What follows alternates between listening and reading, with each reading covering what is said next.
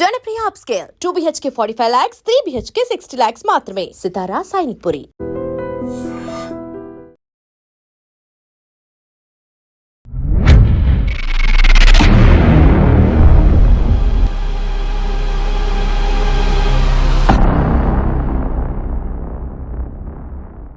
Welcome to lyre సాబ్. ఒక అమ్మాయికి పెళ్లి చేసినప్పుడు తల్లిదండ్రులు కట్నం కింద కొంత ఆస్తిని ఇస్తారు. ఆస్తిని ఇచ్చేటప్పుడు అది కొంతమంది వరకట్నం కింద ఉంటుంది, మరి కొంతమంది గిఫ్ట్ డీడీ కూడా చేస్తారు. ఒకవేళ గిఫ్ట్ డీడీ చేసిన తర్వాత ఆ అమ్మాయి దురదృష్టవశాత్తు చనిపోతే ఆ ప్రాపర్టీ అత్తింటి వరకు వెళ్తుందా, లేదు గిఫ్ట్ డీడీ చేసిన కన్నింటి వరకు వస్తుందా?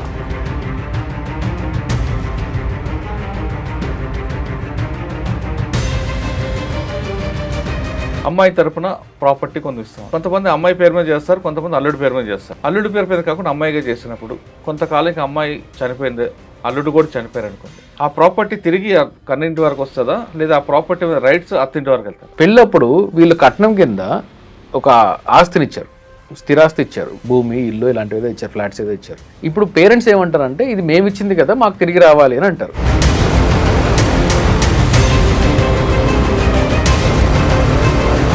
ఒక్కసారి ఉమెన్కి మ్యారేజ్ అయిన తర్వాత తనకి పేరెంట్స్ గిఫ్ట్గా ఇచ్చినదైనా అది హస్బెండ్ ఫ్యామిలీకి చెందుతుంది. కొంతమంది విడాకులు తీసుకునే ముందు మా బంగారు మాకు ఇచ్చేయండి, మా వెండి మాకు ఇచ్చేయండి అంటుంటారు. అప్పుడు వాళ్ళు ఆ సెటిల్మెంట్స్లో వాళ్ళు ఏవైతే ప్రాపర్టీస్ ట్రాన్స్ఫర్ చేస్తారో అది ఎంతన్నా అడగవచ్చు, ఎంతన్నా డిమాండ్ చేయొచ్చు, అల్మనీ వాళ్ళ స్థాయిని బట్టి.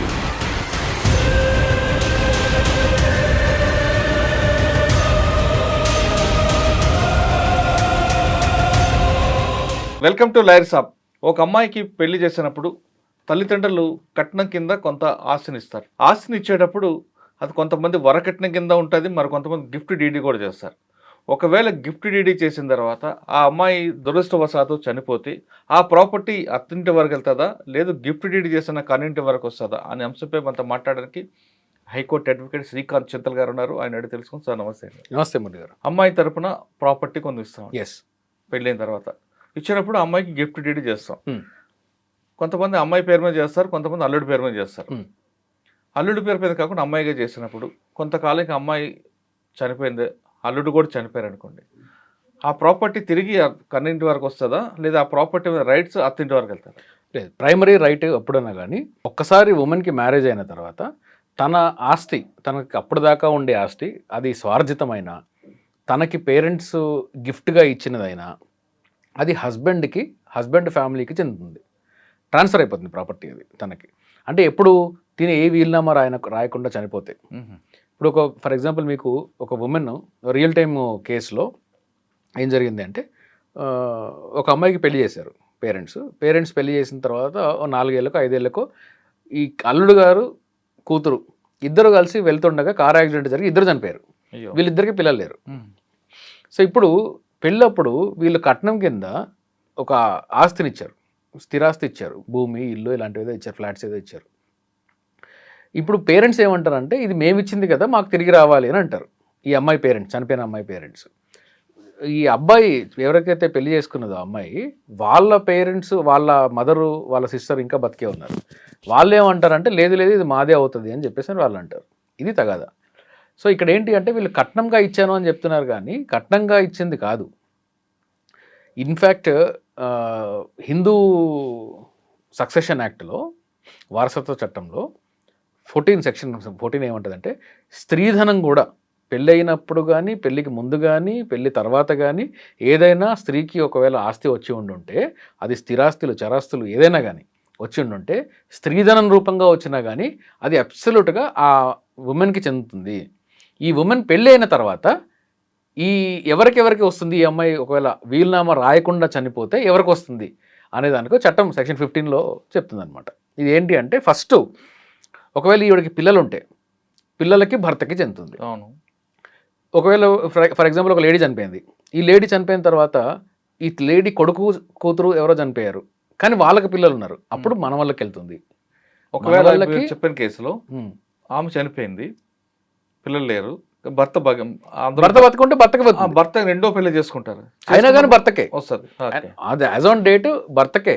ఓకే, అంటే వీలునామా లేకపోతే వీలునామా లేకపోతే, ఆహా. వీలునామా ఉంటే ఎవరికి ఆవిడకి ఒకవేళ ఎవరికి గిఫ్ట్ ఇష్టమై- డీడ్ కాకుండా ఇచ్చారనుకోండి. చెప్తాను. సో ఇప్పుడు ఈ హస్బెండ్కి వెళ్తుంది, హస్బెండ్ లేని పక్షంలో హస్బెండ్ లీగల్ హెయిర్స్కి వెళ్తుంది. ఓ అంటే ఇప్పుడు భర్త లేడు, భర్త కూడా చనిపోయాడు. సో భర్తకు లీగల్ హెయిర్స్ ఎవరు? మదరు, ఫాదరు, ఇంకెవరున్నారు? వాళ్ళ వెంటనే సిస్టర్స్, ఇంకెవరో ఉంటారు. ఉమ్. సో వీళ్ళకి వెళ్తుంది. ఆ, తర్వాత 3వ స్థానంలో ఈ అమ్మాయి పేరెంట్స్కి వస్తుంది. అచ్చా, first priority, second, third. Yes, third. వీళ్ళు ఫస్ట్ సెకండ్ లేకపోతే అప్పుడు మూడో లెవెల్లో పేరెంట్స్కి వస్తుంది. ఈ పేరెంట్స్లో ఒకవేళ ఇద్దరు పేరెంట్స్ లేరనుకోండి, ఆవిడ 4th లెవెల్ ఎక్కడ పోతుంది అంటే ఈ లేడీ వాళ్ళ ఫాదర్కి ఎవరైతే లీగల్ హెయిర్స్ ఉంటారో, ఫాదర్ సైడ్ లీనేజ్, యాగ్నెట్స్ కాగ్నెట్స్ అంటాము. సో ఫాదర్ సైడ్ లీనేజ్కి వెళ్తుంది. ఫాదర్ సైడ్ లీనేజ్ లేకపోతే అప్పుడు మదర్ సైడ్ లీనేజ్కి వస్తుంది. ఇది హిందూ సక్సెషన్ యాక్ట్ చెప్పేది. సో ఈ చట్టం ప్రకారమే వెళ్తుంది. దీనిలో రీసెంట్గా సుప్రీంకోర్టు జస్టిస్ నాగరత్న గారు ఏమన్నారంటే ఈ కాన్సెప్ట్ ఆఫ్ ఈ ఉమెన్ ప్రాపర్టీ మారడానికి కాన్సెప్ట్ ఏంటి అంటే ఇది గోత్రం మారిపోతుంది. ఈ అమ్మాయి పెళ్లి చేసుకున్న తర్వాత ఆ అమ్మాయి గోత్రం హస్బెండ్ గోత్రం అయిపోతుంది. సో కాబట్టి ఈ అమ్మాయికి సంబంధించిన అన్నీ కూడా హస్బెండ్ వైపుకే వెళ్ళిపోతాయి. దేర్ఫోర్ ప్రాపర్టీ మొత్తం కూడా హస్బెండ్ సైడ్ వాళ్ళకి, హస్బెండ్ లీగల్ హెయిర్స్కే వెళ్తుంది అనేది మళ్ళీ ఒకసారి సుప్రీంకోర్టు చెప్పింది. చట్టంలో ఉన్నదే, కొత్తగా సుప్రీంకోర్టు చెప్పింది ఏం లేదు. రీసెంట్ జడ్జ్మెంట్లో జస్టిస్ నాగరత్న గారు ఈ మాట అన్నారు. ఒకవేళ గిఫ్ట్ డీడ్ లేదనుకోండి, గిఫ్ట్ డీడ్ కాదు, అయితే లిటిగేషన్ ఎక్కడ వస్తుంది అంటే గిఫ్ట్ కాకుండా ఈ అమ్మాయికి వారసత్వంగా వచ్చింది అనుకుందాం. ఫర్ ఎగ్జాంపుల్ వారసత్వంగా వచ్చి తండ్రి నుంచి వచ్చింది వారసత్వంగా వచ్చి ఉండుంటే ఆస్తి ఎక్కడైతే వారసత్వంగా వచ్చిందో అక్కడికి వెళ్ళిపోతుంది మళ్ళీ. అచ్చా, ఒకవేళ వారసత్వంగా అంటే ఇప్పుడు హస్బెండ్ సైడ్ నుంచి వచ్చింది అనుకోండి ఒక ప్రాపర్టీ. ఫర్ ఎగ్జాంపుల్ హస్బెండ్ వాళ్ళ ముందు జనరేషన్ నుంచో, హస్బెండ్ జనరేషన్ నుంచి వస్తే ఇది మళ్ళీ ప్రాపర్టీ అక్కడ వెళ్ళిపోతుంది. ఒకవేళ తిన పేరెంట్స్ దగ్గర నుంచి ఇన్హెరిటెన్స్గా వచ్చిండుంటే తన పేరెంట్స్ ఇన్హెరిటెన్స్ దగ్గరికి వెళ్ళిపోతుంది. మళ్ళీ అక్కడి నుంచి అక్కడెక్కడ ఎవరైతే ఉంటారో షేర్ హోల్డర్స్ వాళ్ళకి షేర్ అయిపోతుంది. సో ఇది చట్టం.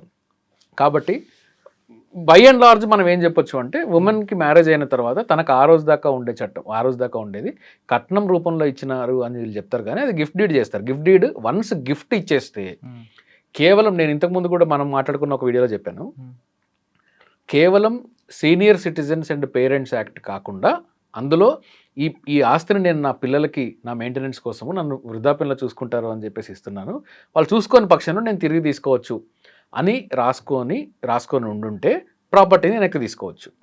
ఇది కాకుండా వేరే ఏ సిచ్యువేషన్లో అయినా కానీ ఒకసారి నేను గిఫ్ట్ ఇచ్చాను అంటే అది అబ్సల్యూట్ గిఫ్టే, టోటల్ టైటిల్ ట్రాన్స్ఫర్ అయిపోతుంది. సార్ అసలు గిఫ్ట్ అని మీరు అంటున్నారు, నేను గిఫ్ట్ ఇవ్వలేదు, వరకట్నం కింద ఇచ్చా. మీరు వరకట్నం అంటున్నారండి, అందులో రాస్తారా నేను వరకట్నం కింద ఇస్తున్నాను? రాయరు కదా. ఏమని రాసింటారు? నేను గిఫ్ట్ ఇస్తున్నాను లేదా స్త్రీధనం కింద ఇస్తున్నాను అని రాస్తారు. రిజిస్ట్రేషన్ చేయలేదు అప్పుడు. రిజిస్ట్రేషన్ చేయకపోతే అసలు ఇష్యూ లేదు కదా. రిజిస్ట్రేషన్ చేయకపోతే టైటిలే ట్రాన్స్ఫర్ అవ్వలేదు, ప్రాపర్టీ ట్రాన్స్ఫర్ అవ్వలేదు. అదొకటి.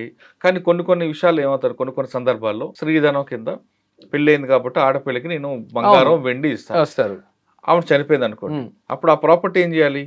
భర్త వైపుకి వెళ్తుంది. ఇది గోల్డ్, సిల్వర్.